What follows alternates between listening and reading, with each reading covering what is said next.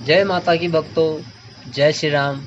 मैं ताराचंद्र अपने YouTube channel भक्ति संगीत बाय ताराचंद्र आज आपके सम्मुख एक छोटी सी दंत कथा लेके आया हूँ, जो श्री रामचंद्र के जीवन से है और हमारे लिए, आप सभी भक्तों के लिए जो है प्रेरणादायक है। तो भक्तों, बात तब की थी जब लंका पर आक्रमण करने से पहले सेतु बंध का कार्य चल रहा था, यानी पुल, लंका पार जाने के लिए पुल का निर्माण हो रहा था।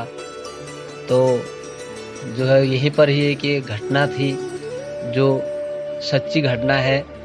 तो यहाँ पर जब प्रभु श्री राम जी ने देखा, सारे बानर, हनुमान जी, जामन जी, नल, नील जो है उन पत्थरों पर प्रभु का नाम लिख के जो है नदी में, समुद्र में फेंक रहे थे।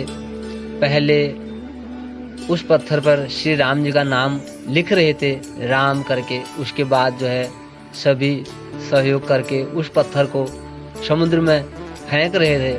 और भगवान की ये महिमा थी, ये विश्वास था भक्तों का कि वो पत्थर जो हैं तैर रहे थे, डूबने की बजाय तैर रहे थे।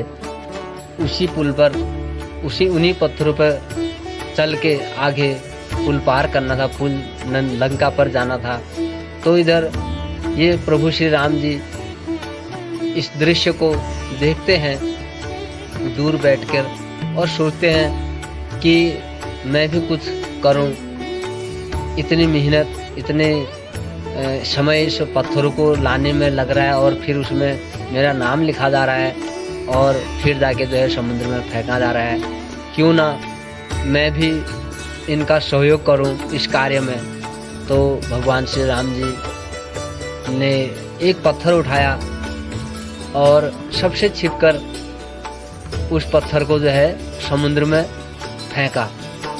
तो क्या था, समुद्र में जब पत्थर फेंका प्रभु जी ने, तो जो वो पत्थर डूब गया। पहला पत्थर फेंका प्रभु जी ने, वो डूब गया। तो उन्हें आश्चर्य हुआ कि ऐसा क्यों हो रहा है। तो भगवान राम जी ने कहा, चलो दूसरा पत्थर फिर फेंक के देखते हैं। तो जब दूसरा पत्थर फेंका तो दूसरा पत्थर भी डूब गया नदी में। अब ये देखकर प्रभु राम जी ने सोचा, रहने दो, मैं अब ये पत्थर को मैं समुद्र में नहीं फेंकूंगा करके। और प्रभु जी जो है चुपचाप से अपने स्थान पर आकर बैठ गए। तो ये जो कार्य जो है मतलब श्री राम जी पत्थर फेंक रहे थे समुद्र में, तो हनुमान जी ने प्रभु जी को करते हुए देख लिया था। तो उसके बाद जो है हनुमान जी महाराज प्रभु श्री राम जी के सम्मुख आए और प्रभु से पूछने लगे कि भगवान आप वहाँ पर क्या कर रहे थे। तो भगवान श्री राम जी ने बोला, हनुमान, मैं भी आप लोगों की तरह ही जो है नदी में पत्थर फेंक रहा था। तो जाने क्या ऐसी बात हुई कि वो पत्थर डूब गया। यहाँ आप लोग मेरा नाम लिख के पत्थर समुद्र में फेंक रहे हैं। तो मैंने सोचा मैं भी इस कार्य में थोड़ा सहयोगी बनूं। तो इसीलिए मैं जो है मैंने भी 2 पत्थर नदी में फेंके, मगर वो डूब गए। तो ऐसा क्यों हुआ होगा करके हनुमान जी से प्रभु श्री राम ने प्रश्न किया। तो हनुमान जी की आंखों में आंसू आ गए।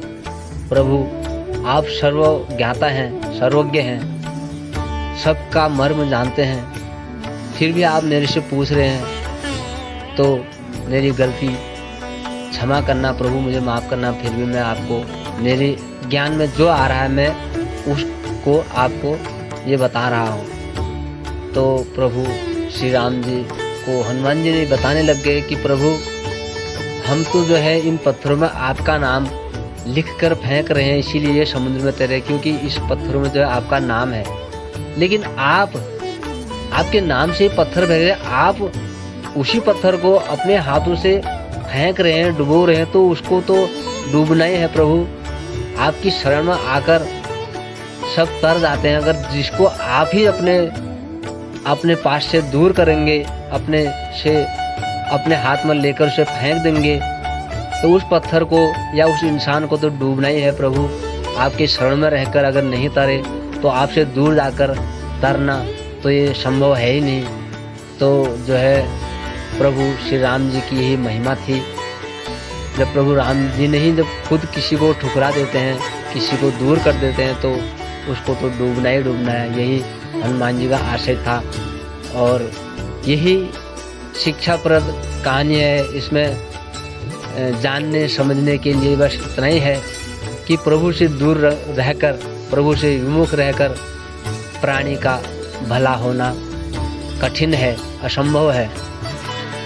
तो जैसे भी हो, जिस घड़ी भी हो, प्रभु श्री राम जी का नाम स्मरण करना चाहिए।